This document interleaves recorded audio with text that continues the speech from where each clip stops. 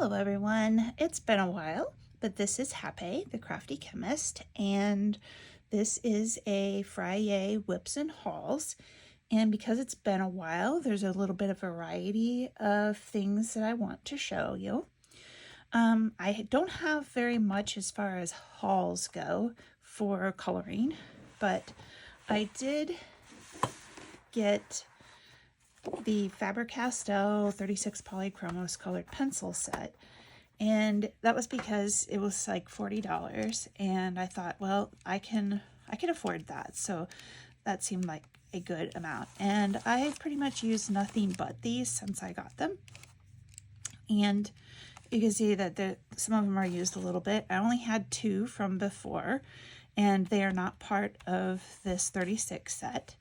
And actually, I don't even have them up here because they're sitting next to where I've been coloring downstairs. So I've decided these are my favorite pencils, and I'm not going to use pretty much anything else. Now, there's a few things I wish that I had, so I may pick up a few extras, and that's a lot of really dark colors, and I don't really know, what the whole line looks like exactly in person. But these, I feel like the tips don't wear down very fast, and I don't know that I'll buy any other colored pencils other than Polychromos once these wear out. And I don't really need to have the biggest set of them because I have been using them with my Inktense and with the Derwent drawing, which I will probably always try to keep a fresh set of Derwent drawing pencils around because those are another set of my favorite colored pencils. And I have been coloring. I didn't color very much in July, but I have been coloring a lot more this month. And so that brings me to the one whip I have going on right now. I tend to finish my pages and then move on to another one after that. But this month, next to where I sit in the living room, I've been keeping all of my Coloring Heaven coloring books. I think I have 7 of them, and I've been coloring a page out of each of them because I hadn't colored anything in any of these. And so this is my current whip, and it's in the Dark Unicorn. This is the Dark Unicorn from the Unicorn Special. This one's by Selena Fennick. And I have, excuse me, for the horse's body, I did Derwent Graphitant, and then I have colored over that with Polychromos mostly. And then for the mane and the tattered blanket here on the Dark Unicorn, I have used Inktense, and this is also the Graphitant pencils down here.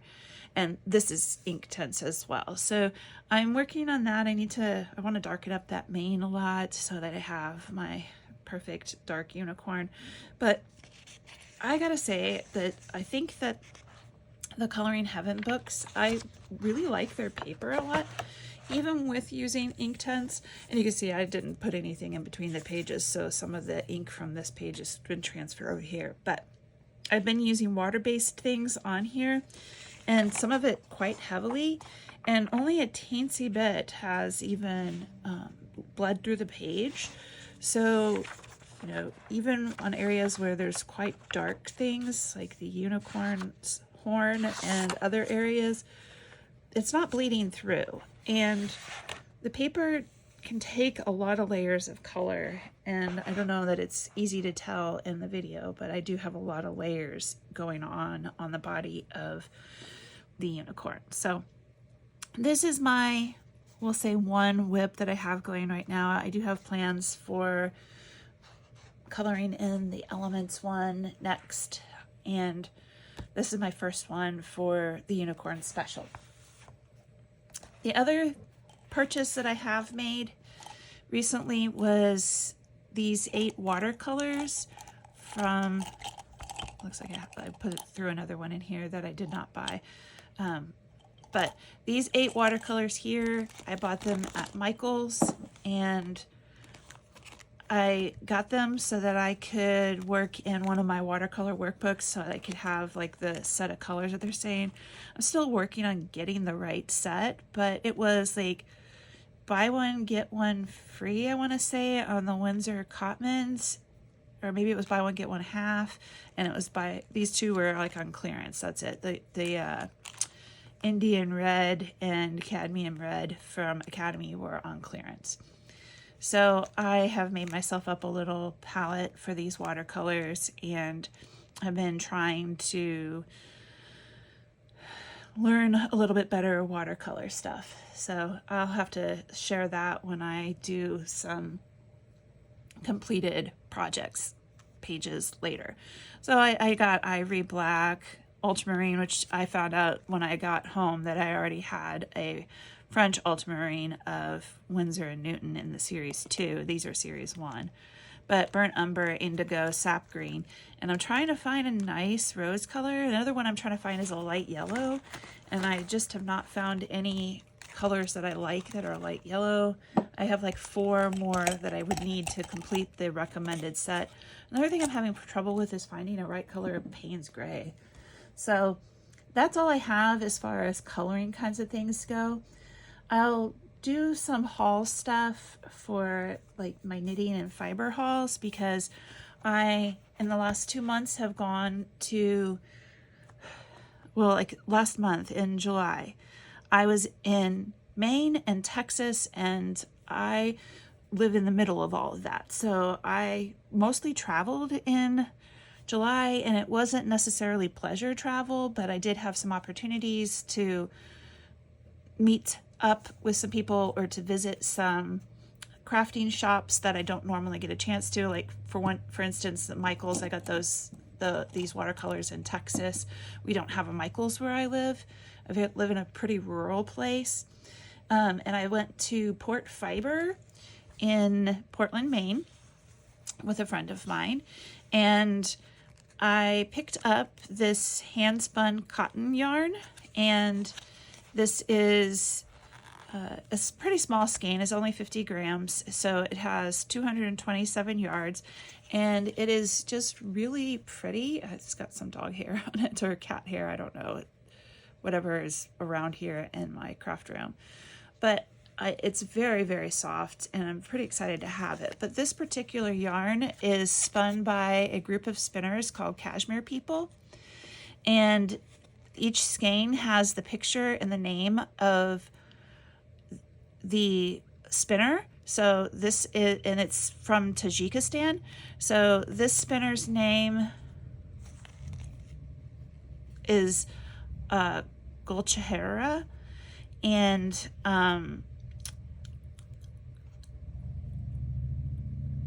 you can look up the website for the Cashmere People yarns, and you can see that I did purchase this at Port Fiber.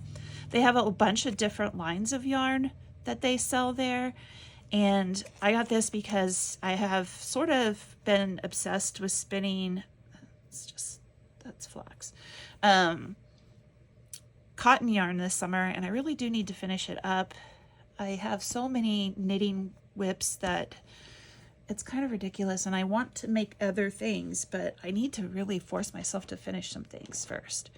The other thing that I got there at Port Fiber was these 2 colors, and I don't know how much the weight-wise these are, but this is flax.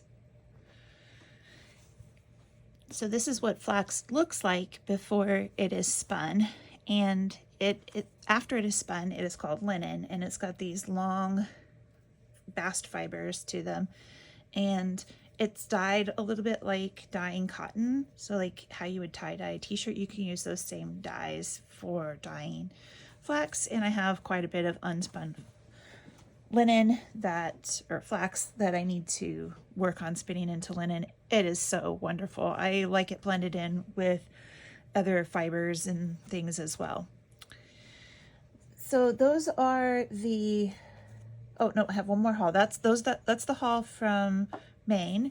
And when I was in Texas, we went by a yarn store, and this was exclusively dyed for Unraveled, and I think that's what the name of the store was, and it is the Texas Bluebonnets colorway. They had a gorgeous sweater made out of this. It's Savvy Skeins colorly dyed yarn, and I have a lot of organizations that I'm a member of that use blue and yellow as their colors for that organization with chemistry, and I decided I liked this particular skein. They had a bunch of them. She told me, the girl who was working there told me that they had sold like a ridiculous number of these kits of yarn. So this is sock yarn. I tend to buy some sock yarn when I have an opportunity to. I didn't do it in Maine because, you know, I also like to get something, if I can, that's from the area.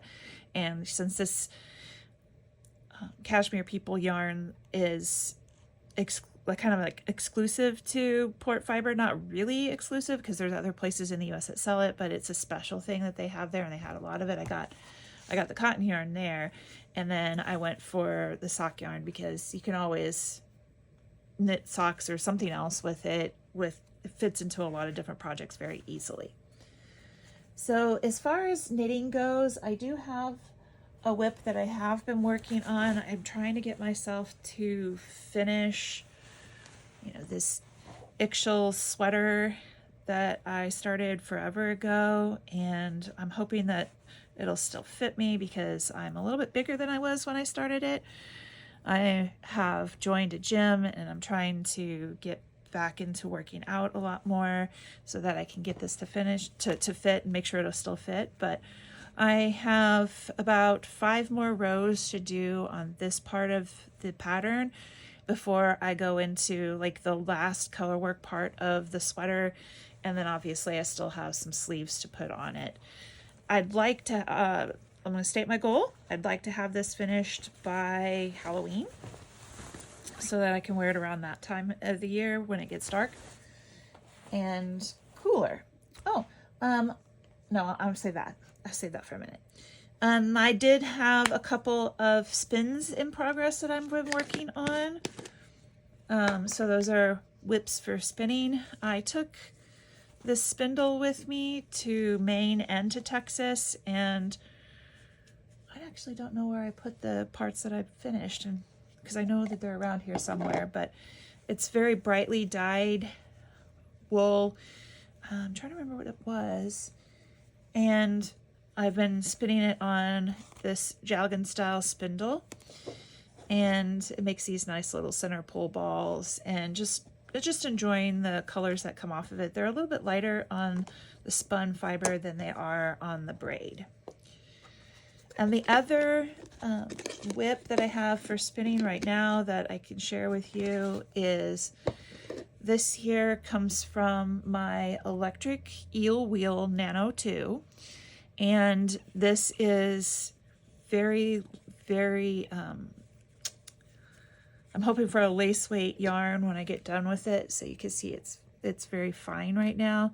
It actually has a lot of energy. Oops, I kind of stopped because I was having trouble with keeping the fiber together, and so there's a lot of fiber on this little tiny thing. But this comes from actually, this is some of the lesser quality combed fiber that I have, but this is from a Cormo sheep named Rachel.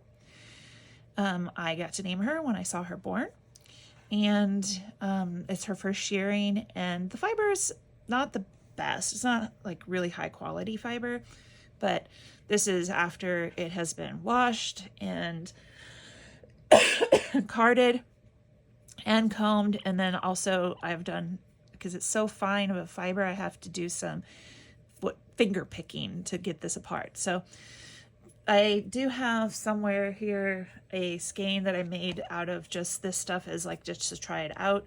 This is a very soft downy fiber.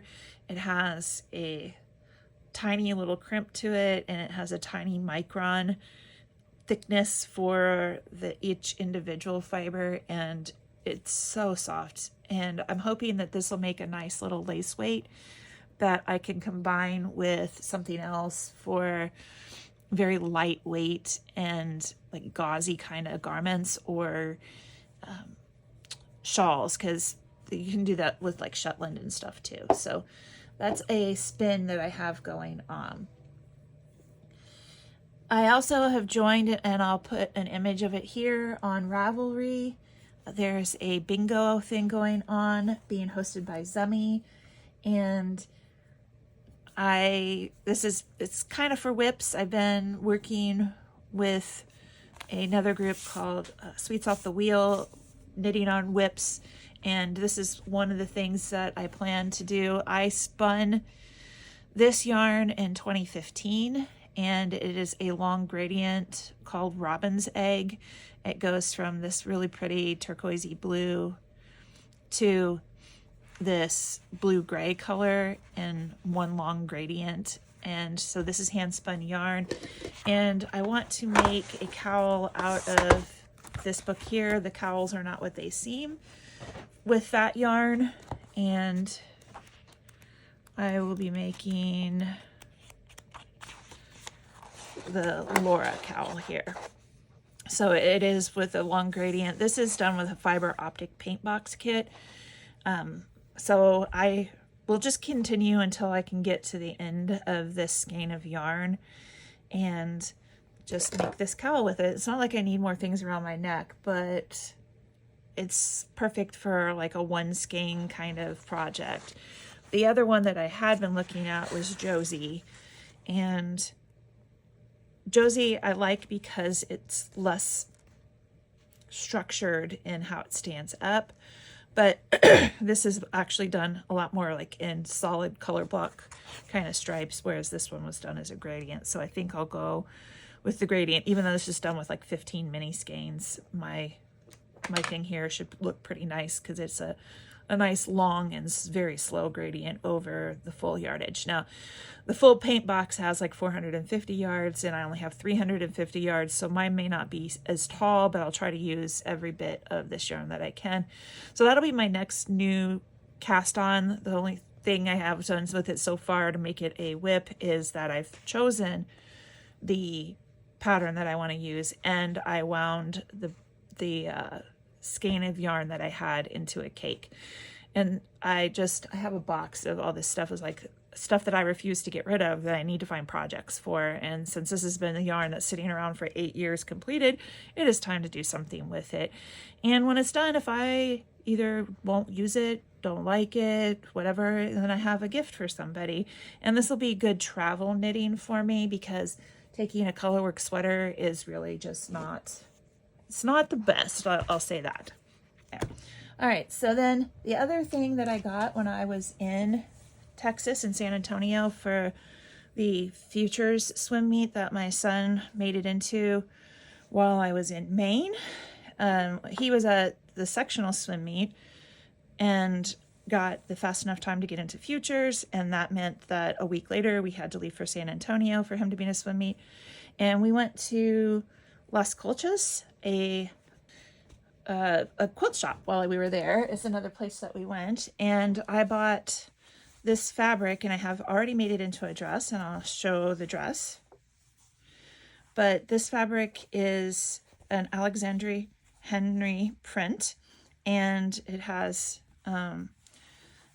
this art, and I'll have to look up her name, but of the woman, Frida, I can never remember her last name, who, like, they always show her with having a monobrow. I don't know that she really did. She just kind of had really heavy brows, but and it also had these birds, which are kind of cut up in here, but oh, so here's the birds. And I used this for the bottom part of the pattern that I sewed, and then I used this as like the sort of main color, because it also has these peacocks, and it has the trees and flowers, which I felt like really matched with this one very well. And the orange color was I just thought it was really pretty with this. And this is what I plan to wear for the first day of teaching. I may change my mind on that because we are about to get a heat wave, and I do have to be outside at the welcome tent for 3 hours that morning, and I don't want to be a sweaty mess in my brand new dress, but very excited to wear the dress. And I have been sewing quite a few of my own clothes here over the summer. I also finished another dress that I can put the image up on here of that as well. And then the other thing that I got, and it's a whip as well, is some sashiko. And so they had a kit where you can make a little sashiko sewing kit. And I also got one for my mother for her birthday. And this is a Japanese style of like sewing or quilting where you take little bits of leftover scraps of things, and it's on a solid piece of fabric here, but then you kind of lay them over, and you can see I have basted them down, and then you do this sashiko sewing over it, which is done with a specific type of needle and a specific type of thread that's almost like an embroidery floss, but it actually seems a little bit heavier than an embroidery floss. Plus, it doesn't have the same amount of shine that regular embroidery floss has. And you just sew little patterns on there. I'm just doing straight stitches, and I may do in a couple of places some stitches to like hold down. This is the first thing I'm doing. It's going to be pretty bad, but I loved the little kitty, so that's why I picked this one in particular. And then it'll have a backing put on it of a heavier fabric and some like quilting batting. This will all get sewn together on here. And then this will be the heavier fabric that goes in here, but I'll use it to make some like pockets for my little sewing booklet thingy, so like some sort of a pocket. And you sew the felted wool on here so you can like have pockets to store your thread, and so it becomes like a sashiko sewing kit. And there are little ties to tie the thing closed, or to, you know, you could put ribbon in there or other things to finish it off. It came with some instructions and everything you needed, like the needle, the thimble, the thread, and the instructions are kind of vague. It was really a class kit, and my mother and I found the kits and just really liked them. So she's working on one, and hers is like reds and blues, and mine is the very fall toned colors with the golden yellows and the orange and the browns and black. And I used every single piece of little fabric in my kit. I would like to make another one or another kind of project using the sashiko style with bigger scraps of fabric, because I feel like that's been my biggest holdup, is that my scraps of fabric were very tiny. And, you know, not knowing what I was doing, that has had an effect on how good this is turning out. I could have maybe used a little bit more of the basting stitches to hold this down. I've seen a lot of different videos and here on YouTube for like how people are managing all of this, and it's something that's completely new to me. So I want to play around with it. What I did was open up my sewing cabinet and go through and find, like, put all of my little bits and scraps of fabrics that I have, little cotton fabrics that I could use for this, into like color families. And I have quite a bit. It turns out I thought maybe I didn't have a lot, but it turns out I have a lot. Things that I've saved over the years. I have a whole like paper box of a case of printer paper box full of all these little scraps of fabric. And just to show you like a few of the things that I kind of have. Oops, I dropped my stuff on the floor. Like, these fabrics are also a Japanese kind of fabric that I bought many, many years ago when I lived in Tucson.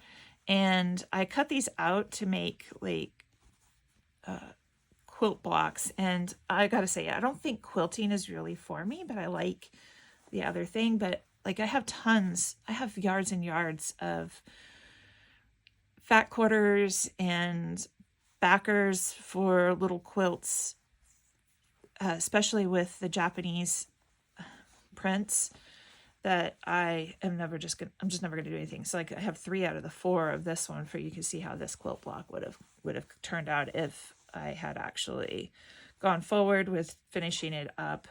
And then, you know, little bits and pieces that are cut for other things. And the little scraps of leftovers are perfect for this sashiko. Actually, I think like these squares would have gone up here. So they're perfect for the sashiko style of, I lost my train of thought, style of like embroidery. There are other fancier stitches that you can do. And actually I could even just use, if I wanted, just use one of these quilt blocks and still sew it down, and then these are all together. That's a thought there. But it's like something that's pretty easy to take along and just do that. Some people call it slow stitching or slow embroidery, and it seems like really fun. I just haven't had a lot of time to sit down and do it. I'm starting to get ready for the semester. It starts on Monday, and none of my classes are ready. So that's pretty typical, I'll say. But I just found one of my other little partially spun little egg kind of things that I have been doing from this. So that's like a big update of what's been going on with whips and hauls for me. I need to do what I colored in July video, but honestly, I only colored 4 pages. I just wasn't ever still long enough to do much last month. I guess maybe I colored 5. I don't know. It was like the lowest month I've had pretty much in the past year since I became really heavily interested in coloring and getting new coloring books. Because like I won't say heavily, like I've always been interested in coloring. I started coloring as a child, and I really have just never stopped. It's just that I started sharing it and looking at it on YouTube and all that kind of stuff. But that's where I'm going to end this video for this week, and I'm going to try to get back into more regular video posting because I actually enjoy sharing what I've done and looking at the videos that everybody else makes. It's just that July and August so far have been some of the busiest times, and it's joyful busyness, so I'm really happy about that, and I kind of just haul along whatever I can to work on because I am never not crafting. There's never not crafting. I call myself the crafty chemist, and that's because I am both a chemist and a crafter, and I absolutely adore every second of my life being filled with doing something that's with my hands or making something. And I have a lot of plans. I need to kind of rein myself in a little bit. So thanks for watching the video this far. I mean, I know this was a little bit longer, but it'd been a while. And if you didn't make it this far, obviously you won't hear this part, but happy crafting.